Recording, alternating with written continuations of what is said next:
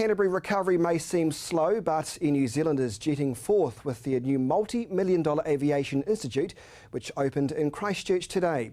The city's been chosen as one of the best locations for training new recruits. And as reporter Jared McCulloch explains, the aviation world needs more pilots and engineers. Together we're going to declare Air New Zealand Aviation Institute officially open. The recovery continues, this time in aviation. This new $8 million purpose-built centre was constructed over 2 years, designed to handle the growing number of students needed in the aviation industry. And a large amount of that money has gone into this very spacious state-of-the-art hangar, where we'll see 70 students come through every year. It's 58 metres long by 42 metres wide, a very good space for students.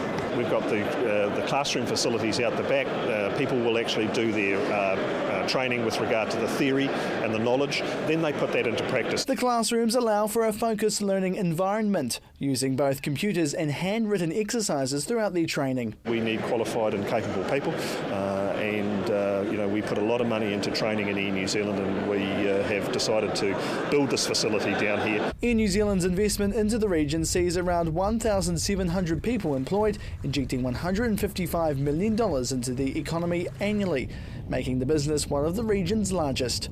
Off the back of the earthquake, we had another facility that was affected by the earthquake. It was also coming to the end of the lease, but we made a decision to make the investment, and thrilled to be able to open it here today.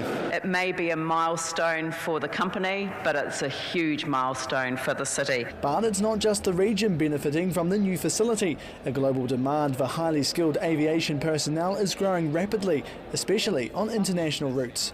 Boeing and Airbus have put out data saying we needed a significant number of engineers and pilots going forward. So fundamentally it says, well, we need to make that investment. The numbers are huge. In its latest report, Boeing says more than 1 million new aviation personnel are needed in the next 20 years. Over half of them are commercial pilots, while the other is made up of technicians and engineers. However, New Zealand plays a part on a much smaller scale. Air New Zealand will need something like 15 to 20 engineers on an annual basis, particularly down here in Christchurch. But that could change as time goes on.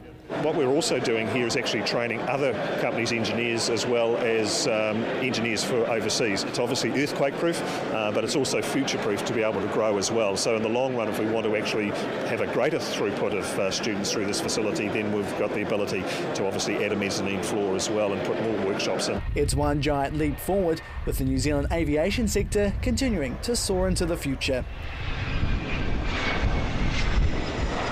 Jared McCulloch, CTV News.